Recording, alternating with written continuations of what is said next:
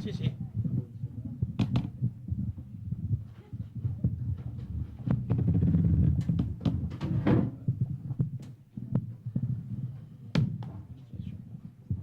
On peut soulever, je crois, non?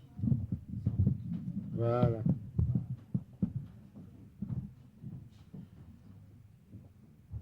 Buonasera, grazie a tutti. Per la seconda volta abbiamo un appuntamento con le edizioni Spirali, ma questa sera è anche un appuntamento con la filosofia. Allora ne sono due volte lieto perché è un po' eccezionale che abbiamo un appuntamento al Centro Culturale con la filosofia. Di solito abbiamo piuttosto appuntamenti con le arti o la musica. Dunque stasera è un po' eccezionale, spero che l'anno prossimo avremo altri appuntamenti di questo tipo. Sono lieto di inaugurare questo tipo di appuntamento con due grandi filosofi francesi, Marc Alter e Jean-Pierre Fay, che non ho bisogno di presentare perché sono tanti conosciuti, ma magari Armando Verdiglione potrà farlo comunque meglio di me. Allora gli lascio il microfono.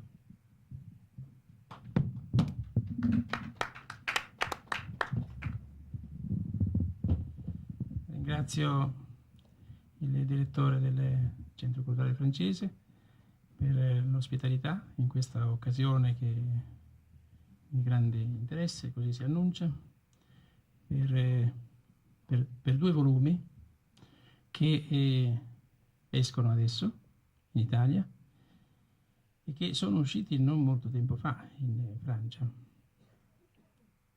Sono due volumi dunque uno di Marek Alter, Un uomo, un grido, e l'altro di Jean-Pierre Fay, La ragione narrativa, la ragione dell'altro. Allora, intanto diciamo che è una iniziativa relativamente nuova questa presso il Centro Culturale Francese, che noi negli anni 70 abbiamo fatto molti dibattiti, abbiamo fatto venire qua, dicevamo, Lacan, Foucault, Deleuze, Lévy, Ionesco, insomma varie personalità. Poi negli anni 80, in occasione delle nostre strutture, non abbiamo proseguito questo dibattito, che invece ha la sua portata. Insomma, il Centro Culturale Francese a Milano esiste, e poi diciamo è proprio il caso che noi che a questo scambio con la Francia culturale, dico, no? Abbiamo dato un contributo notevole in 25 anni, e quindi teniamo conto di questa sede, di questo luogo. Ecco, allora io sono contento quindi di trovarmi qui e dico subito qualcosa in merito a Marek Alter. Lui scrive romanzi, però la sua vita è anche un romanzo. Adesso non so quale tipo di romanzo, subito sarà di lasciare questo compito al biografo. E fra la Polonia, dove è nato, la Russia, l'Argentina, gli Stati Uniti, la Francia, e poi le varie battaglie che ha condotto per cose essenziali, no? I diritti civili dell'uomo, e è venuto anche in Italia con questi scopi.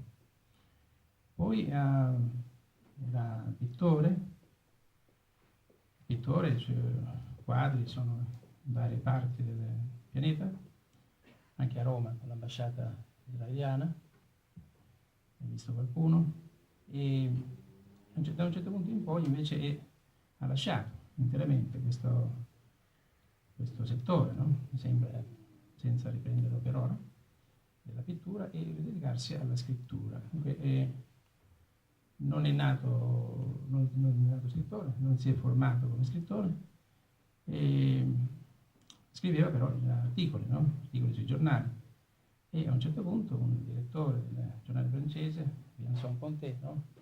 Mi aveva suggerito, cioè, ma prova a scrivere un libro, no? Un racconto, dice, ma io non ho mai scritto libri, so scrivere solo articoli.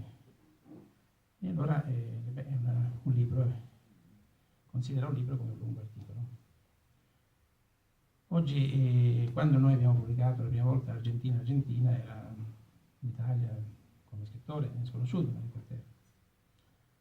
Poi abbiamo pubblicato Abraham,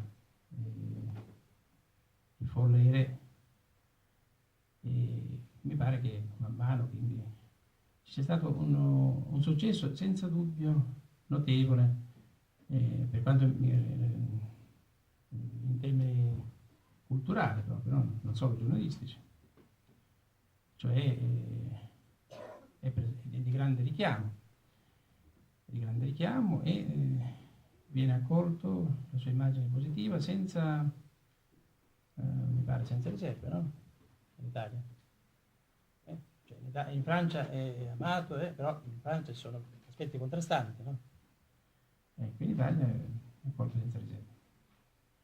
Allora, il secondo volume del Abraham, I figli di Abraham, uscito da Sugarco, degli amici della Sugarco, dove noi abbiamo pubblicato pure vari libri, e qui quando abbiamo parlato di questo libro in novembre scorso, e lui ha sollevato l'ipotesi appunto di fare un'edizione italiana, io ho accolto di buon grado, sia perché si tratta di proseguire un'impresa, perché sembra che sia il caso che libri da parte di chi si trova in una battaglia internazionale, io dico culturale nel senso più ampio, come scrittore, siano tradotti, siano discussi anche in altri paesi.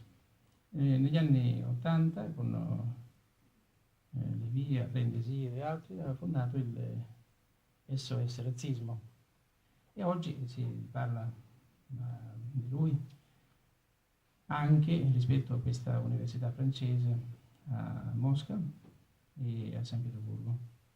Io ho avuto il piacere di essere presente a San Pietroburgo nel momento in cui veniva inaugurata quest'anno, il 18 febbraio. Certamente lì si è dato di condizioni difficilissime. Ecco, io dico subito che in questi 25 anni non ho dato nessun seguito nonostante abbia, mi pare, tradotto centinaia di libri dal francese all'italiano, e alcuni anche in senso contrario. La seconda volta è stata l'occasione di un dibattito, cioè non ho mai dato seguito ai sogni, a certi sogni nostalgici francesi, colonizzatori, non da parte dei nostri amici, questo non c'è mai stato, ma dico negli anni 60 poteva capitare, no? Perché in generale, a parte una cinquantina di intellettuali a Parigi, altri sono molto chiusi su se stessi, molto occupati in problemi locali che sono sempre gli stessi. Ecco, vi dico che in Italia c'è questa sensibilità, questa apertura. Maria Cartera che dice che la Francia è il paese più bello del mondo, io non so quale sia più bello o più brutto, comunque in Francia questo non c'è. Io ribadisco questa circostanza che avevamo appena evocato l'altra volta, uno scrittore, come Bevilacqua, no? Notissimo, si può dissentire più o meno, si può essere d'accordo con lui su tantissime cose, ma insomma che sia un ottimo narratore, no? Possiamo dire, oltre che cineasta. E va a Parigi alla Maison des Écrivains e trova una ventina di persone che per caso, 30, non so quante fossero, e cui per caso io l'avevo detto a voce perché li avevo incontrati. Quindi si tratta di Bevilacqua, di un scrittore notissimo. Devo dire che in Italia, per esempio Maria Cartera, ma Fai e molti altri hanno avuto, anche quando non erano per nulla noti, no? Un'accoglienza notevole. Questa è un'apertura che bisogna sottolineare, perché l'Europa è tutta apertura.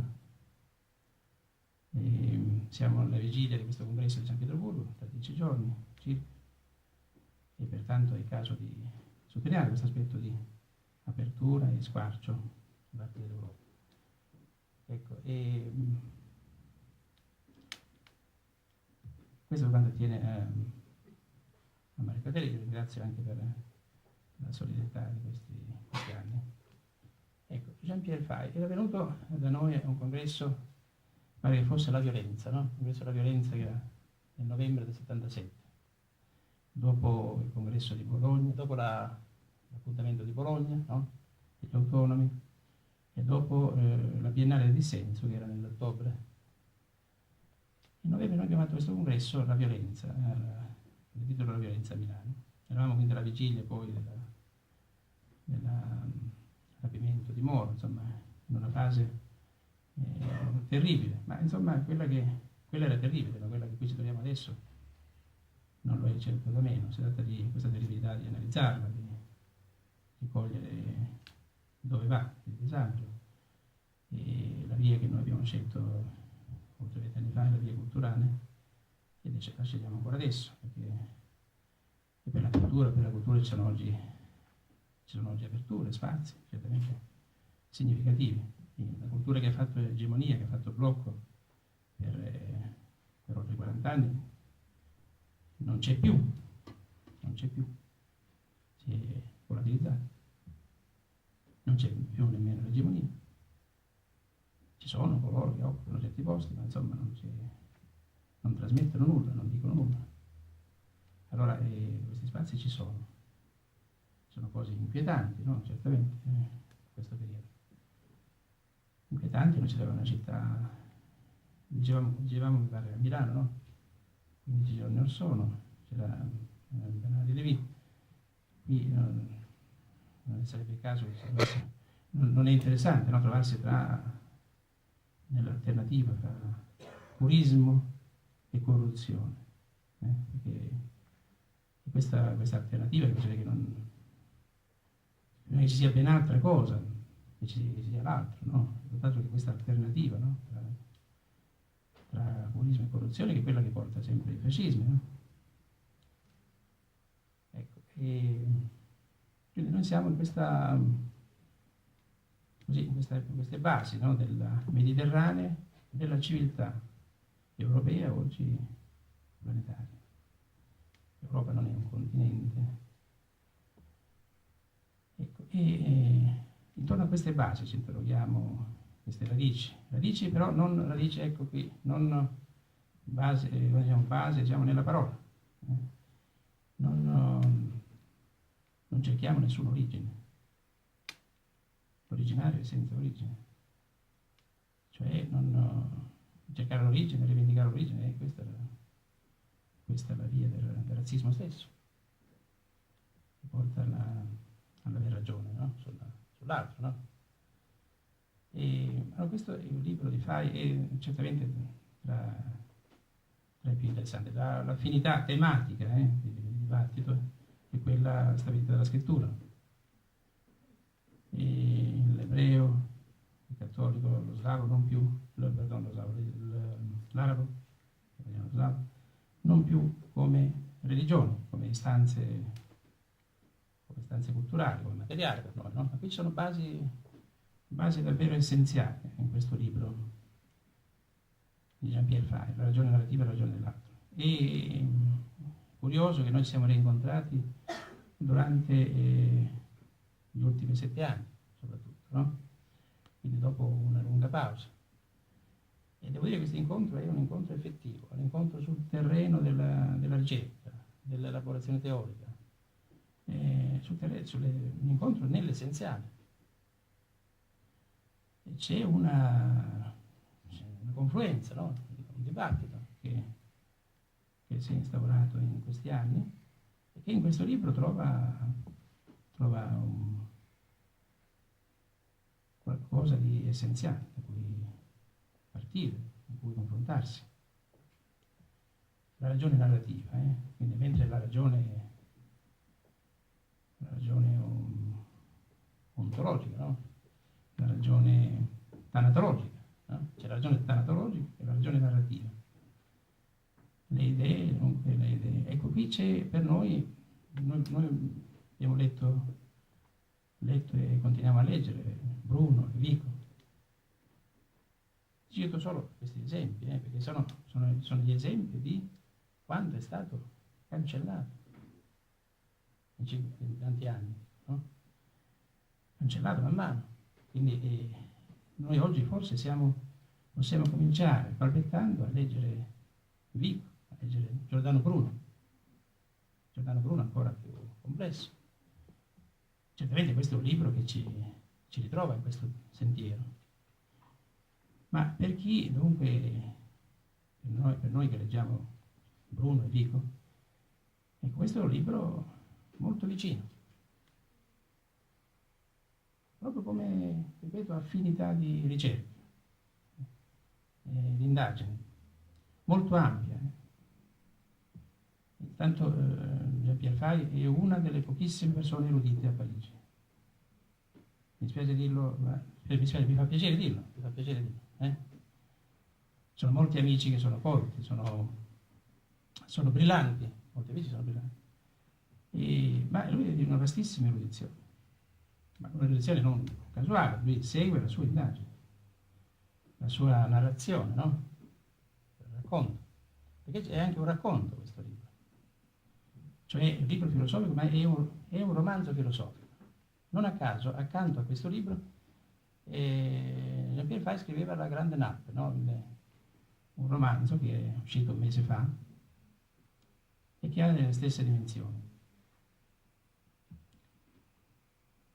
Ecco, sono contento quindi che è il primo libro che noi pubblichiamo di Jean-Pierre Fay, no?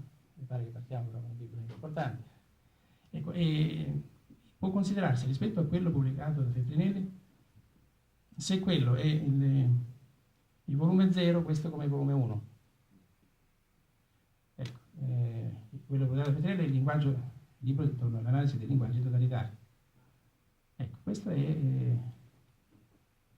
il secondo, possiamo dire, rispetto a quello, se vogliamo dire quello primo, questo è il secondo. Bene, c'è una introduzione anche nel libro di Marek Alter, che viene pronunciato alla francese, no? Marek Alter, come i giornalisti italiani sottolineano, e c'è un'introduzione anche per le edizioni italiane. Ecco. Quindi il sottotitolo è, quindi noi abbiamo messo, quindi c'è la ragione narrativa che è titolo francese, d'accordo con l'autore abbiamo aggiunto la ragione dell'altro, poi linguaggi totalitari, critica dell'economia narrativa, quindi volume secondo, no? 2. Bene. Allora io direi così, a Roma è cominciato Fay, ha proseguito Marek Alter. Adesso forse a Milano facciamo il contrario, no? Comincia Marek Alter e prosegue Fay, ma soprattutto ci possono essere domande da parte di ciascuno, interruzioni. Ecco, perché vedo che ci sono giovani che possono... mi rendo conto che non tutti possono avere letto questi libri, sono appena usciti o stanno per uscire. E quindi però il dibattito può vertere sia intorno a altri libri sia intorno a quanto diranno.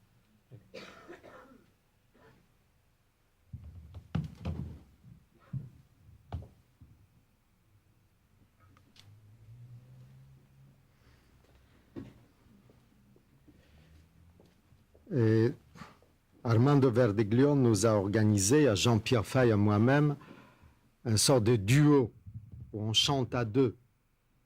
Et je me suis habitué déjà de les voir chanter avant moi. Donc, vous savez, les chanteurs ont besoin qu'on leur donne un ton, hein, comme ça, le piano, pas pour leur donner la hauteur de la voix. Et comme personne ne m'a donné la hauteur de la voix, il faudrait que j'invente moi-même, et c'est possible que ce ne sera pas à la hauteur. Ça marche, je crois, non? Hop, voilà. Ce livre, Un homme écrit, est un livre pour moi important. Tous les livres sont importants, autrement on ne les écrirait pas.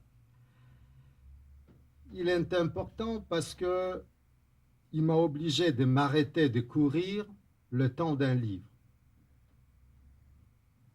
Il y a des gens qui courent, il y a des gens qui marchent, il y a des gens qui font le tour de leur chambre. Ils peuvent arriver aux mêmes conclusions. Moi, j'ai besoin de courir. Depuis longtemps. Comme je m'étais engagé dans les différentes batailles, aussi bien pour les Juifs d'Urs, pour la paix au Proche-Orient, pour les dissidents, pour Walesa, pour Havel, pour les Argentins, pour la démocratie aussi bien en Afghanistan qu'au Chili, il fallait à un moment donné que je m'arrête pour réfléchir. D'abord pour essayer de comprendre pourquoi je cours, m'expliquer et expliquer à mes amis. Et deuxièmement, revoir mes engagements, les replacer dans leur contexte, essayer de comprendre et analyser et de voir si je ne m'étais pas trompé. C'est ça ce livre. Ce livre, au fond, c'est une explication, peut-être pas complète, des motivations qui font bouger un homme. Donc, c'est son environnement, c'est son histoire personnelle, c'est les règles qu'il a choisies, la vision de la vie, des relations avec les autres. C'est ça qu'on appelle, c'est ça. Sarajevo, les Russes, les Moldaves, ou les Moldaves, les Russes. Les Turkmènes, les Ouzbeks, les Turkmènes. Il y aura plein comme ça, des petits ennemis qui se feront la guerre, qui se massacreront mutuellement, comme à la fin du livre Orwell 1984.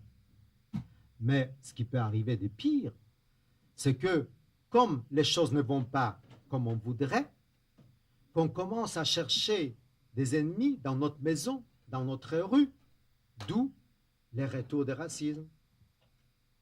Alors le racisme, encore, le racisme c'est quoi? Le racisme c'est la haine de l'autre différent.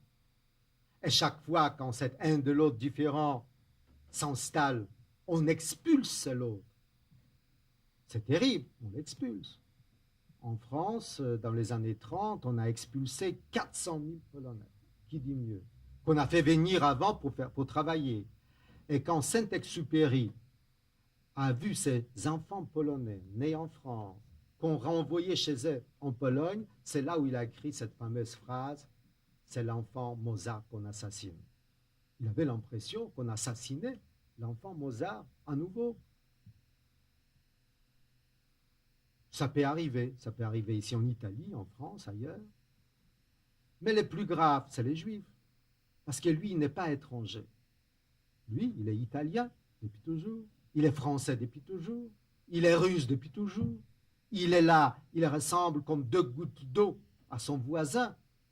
C'est seulement le savoir qu'il est un tout petit peu différent, n'est-ce pas, qui nous mobilise, qui mobilise notre haine, nos frustrations, et qui nous permet de rejeter sur lui nos problèmes. Mais comment se débarrasser de quelqu'un qui vous ressemble comme deux gouttes d'eau?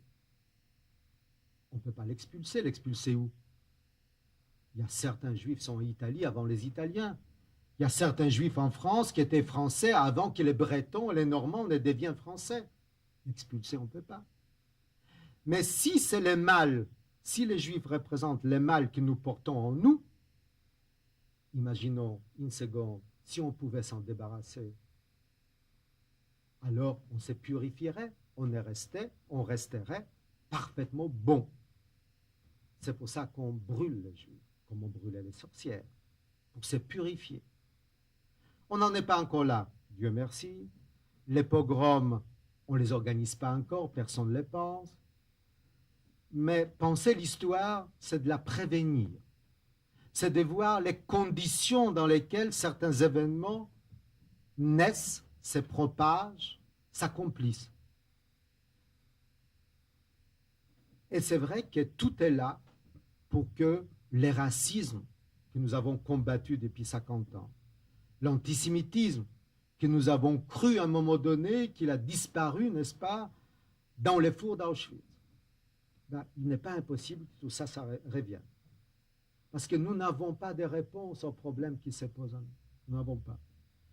les grandes réponses, les grandes philosophies laïques, les idéologies laïques ont échoué.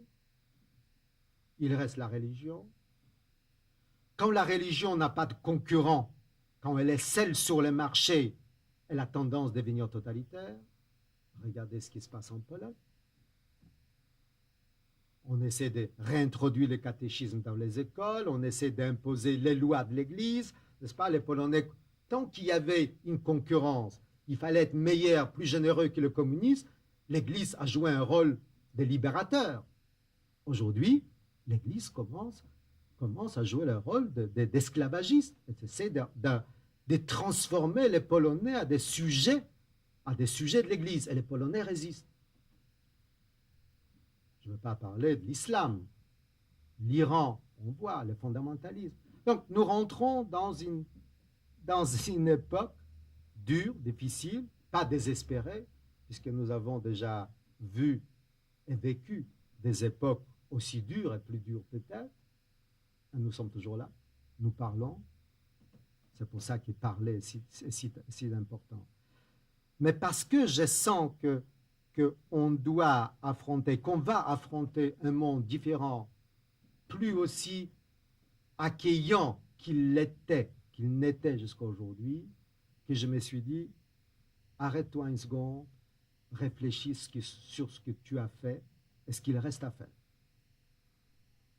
Je n'ai pas trouvé des réponses à la dernière question, sauf garder cette même réponse qui revient depuis Moïse. Quand il voulait libérer les Juifs, il est allé parler.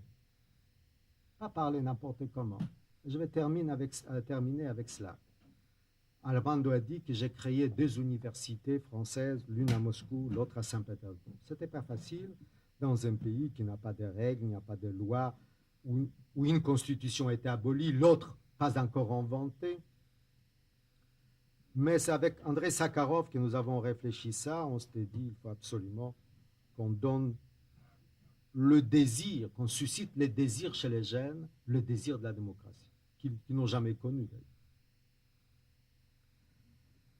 Et puis, pour avoir le droit d'ouvrir une université en Russie, il faut encore aller voir les chefs. D'abord Gorbatchev, après Yeltsin, il fallait parler avec des ministres. Et Gorbatchev était plus ouvert. Lui, il m'a dit tout de suite, bon, tu seras ma perestroïka à l'université. C'était plutôt drôle. Yeltsin ne comprenait pas très bien, mais tu viens quoi? Tu veux nous apprendre la liberté? Je lui ai dit, Boris Nikolaevitch, on n'apprend pas la liberté à personne. C'est absurde. Sauf que voilà, vous imaginez que parce que vous êtes libre, que ça y est, vous avez résolu tous les problèmes. La liberté n'est rien. La liberté, c'est seulement la liberté de choix. Mais vous n'avez pas appris comment choisir. Et je lui ai donné, et là j'ai inventé une petite chose, une petite comparaison dont je suis fier, comme des gosses parfois qui disent un petit mot et ils se font applaudir par leurs parents, alors ils sont fiers. Ben, vous savez, les adultes sont des grands enfants. Et alors pour lui donner un exemple, je lui ai dit, regardez Boris Nikolaevitch, il y avait 2 hommes dans l'histoire qui ont libéré les esclaves. Il y avait Spartacus, il y avait Moïse. Les 2 ont réussi. Les 2 ont libéré les esclaves. Pourtant, le premier a été tué et les esclaves à peine libérés ont été enchaînés et l'autre a survécu, a gagné, a créé une nation. Pourquoi? A dit Yeltsin. Bonne question. Je ne sais pas. Je dis voilà. Parce que le premier s'est révolté parce que l'esclavage était désagréable et le second s'est révolté parce que l'esclavage était contraire à la morale. Alors, comme ce n'est pas un idiot, il a réfléchi, il dit au fond, c'est pour ça que tu veux créer l'université? Je dis oui. Alors bon, alors top là, tu as ton université. Et cette université va, là, le 12 juin, fêter déjà 1 an, nous allons donner nos premiers diplômes. Merci.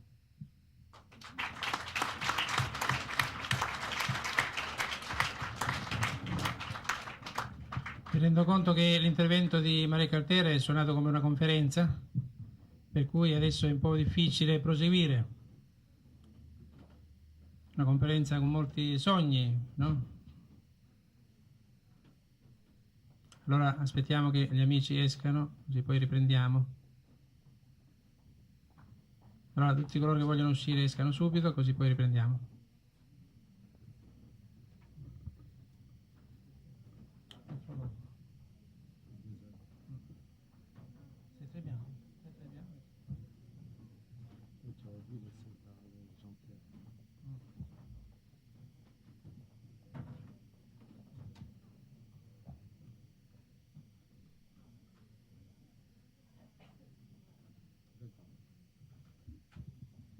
Bene. Allora,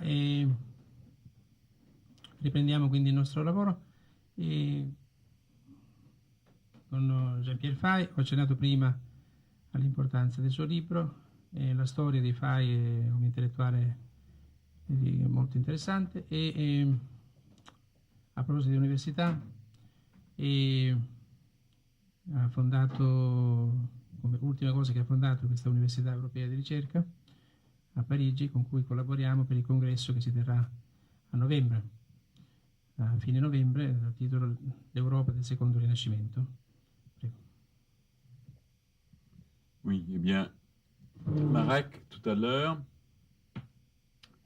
nous a tenu, en commençant, une remémoration d'une Haggadah, c'est-à-dire de ces petites narrations qui sont semées tout au long du Talmud.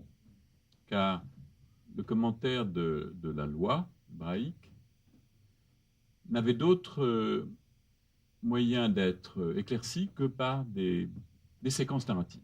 Et c'est ça le propre, justement, de la pensée hébraïque, qui d'ailleurs, au centre d'elle-même, a ce récit fondamental, cette narration clé, qui est la sortie d'Égypte, dont il vient de parler, la Haggadah, avec un H, la narration. Et alors, tout à l'heure, il a aussi donné un autre exemple, c'est que les nazis, Hitler lui-même, en donnant l'ordre de la solution finale, de l'Endlösung, en même temps donnait l'ordre de ne pas la raconter. Et c'est un des éléments les plus étranges de ce phénomène monstrueux, c'est qu'il est un phénomène qui est d'avance défini comme irracontable. Et c'est en cela d'ailleurs qu'il donne prise à ce qui se passe maintenant à partir de ce que nous appelons, ce qui veut s'appeler le révisionnisme, et que nous avons tendance à appeler plutôt le négationnisme, et qui invente aussi un terme narratif très étrange, qui consiste à dire que ceux qui croient, c'est-à-dire nous tous, qui croyons, hélas, qu'il a existé une extermination sans précédent dans l'histoire, sont des exterminationnistes, ce qui est une façon, évidemment, de raconter les choses à l'envers. Alors voilà donc à quel point nous sommes immergés dans le narratif le plus immédiat et en même temps le plus immémorial et le plus violent, le plus dangereux.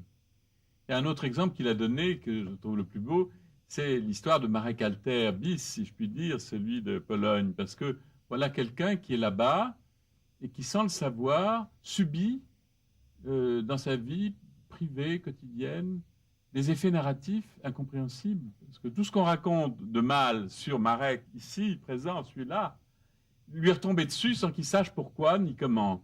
Il a fallu qu'un jour, le bon hasard fasse qu'il ait l'envers de cette planète narrative qui tourne avec nous dans l'espace. Alors, là, il y a un exemple tout à fait limite de la façon dont nous-mêmes sommes à tout moment des objets narratifs et qui ne sont pas seulement, nous ne sommes pas seulement à cet égard des victimes du racontard, nous sommes physiquement des objets ciblés par ce qui se dit et se narre. Mais alors, que fait la philosophie là-dedans? Eh bien, justement, je crois qu'il est temps, ou il était temps, ou il sera temps, qu'elle découvre qu'elle-même est une grande raconteuse, si j'ose dire, et qu'elle-même porte en elle, depuis son premier temps, un récit sur elle-même, car elle ne cesse de raconter son histoire. La philosophie, c'est aussi l'histoire de la philosophie. Et même, hélas, elle apparaît souvent comme n'étant que ça.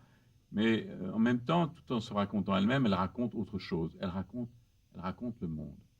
Et alors, je voudrais donner quelques exemples à cet égard. Mais le plus fort, c'est un silence narratif. C'est que la philosophie grecque est née, c'est-à-dire le mot lui-même, philosophie, est né lorsque un Athénien de haute famille, de noble famille, puisqu'il était un eupatride, c'est-à-dire Platon, a été esclave. Et c'est en sortant de l'esclavage, puisque après les récits, parce que nous ne savons ça que par 3 récits, lui-même n'en dit rien, lui-même se tait sur son esclavage, un peu comme les nazis sur leurs crimes. Vous savez qu'il y a même un ordre signé du secrétaire de Himmler de mettre un trait pour les commandos exterminateurs sur le temps qui passe dans les Einsatzkommando, dans le temps d'extermination. Ein Strich. Bon. Bien, Platon lui a fait un Strich sur son esclavage dans cette lettre 7 où il raconte à peu près son itinéraire politique et biographique, un texte très beau, qu'on suppose être authentique, mais qui soit discuté. Il ne dit pas un mot de ça. Et cependant, il y a 3 témoins, un qui est un Sicilien, l'autre est un Égyptien grec, et le 3e est un grec d'Asie. Et ces témoins n'ont pas tellement de raison d'avoir inventé cette fable. Mais alors, en sortant de l'esclavage, où il a été racheté sur le marché par un ami qui passait, ça c'est une bonne chance, eh bien, il invente le mot philosophia, il revient à Athènes, il abandonne ses projets politiques siciliens, syracusains, et il fonde l'Académia, c'est-à-dire au fond la première institution du savoir que nous connaissions, en tout cas qui ait lieu sur le territoire européen. Eh bien, cette narration non dite de l'esclavage du grec qui sort de cet esclavage pour fonder la philosophie, je la vois parallèle à la narration hébraïque qui, elle, raconte la sortie de l'esclavage, mais qui la raconte sans cesse et qui revient méditativement sur cette pensée par la narration et non pas par le concept. C'est en ça que la pensée grecque et la pensée juive se sont, tout au long d'une longue histoire, comment dire, côtoyées, entrelacées, cheminant tantôt en parallèle, tantôt en imbrication dans certains grands textes. D'abord la traduction du texte biblique par les Grecs, traduction très défectueuse, comme on le rappelait tout à l'heure. Mais en tout cas, c'est ça qui nous a donné notre substance. C'est-à-dire s'il existe une culture italienne, romaine, latine du Moyen-Âge surtout, et européenne, dans toutes ses variantes, française, anglaise, espagnole, allemande, etc., et slave. Bon, c'est dans ce prolongement de l'entrelac, judéo-grec ou gréco-hébraïque. Alors, la tentative dont parlait Armando, je vais lui demander de me passer le livre un instant parce que je voudrais dire que ce livre, s'il existe, apparemment il a l'air d'exister, il est un peu construit dans le mouvement, cette sorte de mouvement en vrille, si vous voulez, de cette relation entre la narration qui alimente la pensée, puis la pensée qui revient sur sa narration pour en prendre une idée. Le mot idée lui-même, selon Spinoza, n'étant rien d'autre, dit-il curieusement, qu'une narration mentale, donc une narration au second degré. Et la structure d'une tentative pour suivre ce chemin ressemble à cette architecture que la commedia dantesque a donnée au Purgatorio. Et vous vous souvenez de ces vers des premiers canti du Purgatorio, Virgile le montre à Dante la montagne du purgatoire, et dit voilà, aditendomi, dit Dante, me montrant, aditendomi il balzo, che tutto giro, je vous le citerai mieux en texte, car c'est la première page du livre, plutôt, c'est la première page du livre, moins la préface italienne, la prémonition italienne qui est propre à cette version italienne. Mais voilà donc ce texte que vous connaissez mieux que moi. Additandomi un balzo un poco in sue, che da quel lato il poggio tutto gira, e quantuom più va su, e men fa male. On voit bien là que cette montagne a la structure d'une pyramide, d'un cône spiralé, d'un hélicoïde, c'est-à-dire exactement ce que les Babyloniens construisaient là-bas sur le sol de Babylone. Et c'était là ce qu'on appelait les ziggourats, d'après les textes sumériens puis babyloniens qui ont été retrouvés sur des tablettes d'argile. C'est là, au fond, les premiers observatoires du savoir, car ces édifices étranges avaient pour fonction, en principe, d'aider les dieux à descendre sur Terre.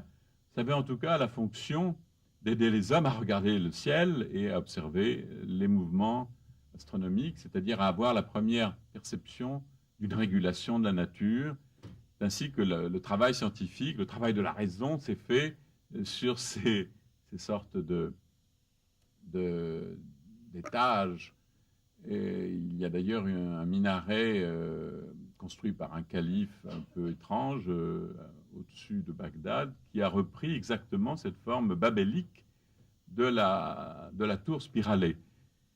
L'autre jour, on parlait de la tour de Babel, et c'est donc la mémoire de ces monuments qui a été repris dans la narration biblique fondamentale que vous connaissez, avec cette idée supplémentaire, c'est que la multiplicité des langues est là mise en jeu par ce travail de la raison, mais d'une raison qui est obligée de faire le tour sans cesse et de reprendre à chaque étage un nouveau regard sur ce qu'elle observe.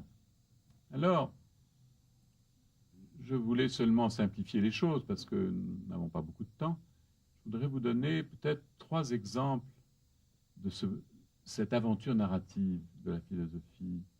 C'est-à-dire, la philosophie, après tout, on peut la laisser tomber pour ce soir. Ce n'est pas tellement ça qui est important. C'est ce travail d'une narration active, agissant dans l'histoire et qui prend les formes de grands débats philosophiques, à l'insu, en principe, de l'opinion publique, quelquefois de façon tout à fait cachée, et qui, cependant, nous met en jeu, parfois de façon redoutable, et pour de longs termes.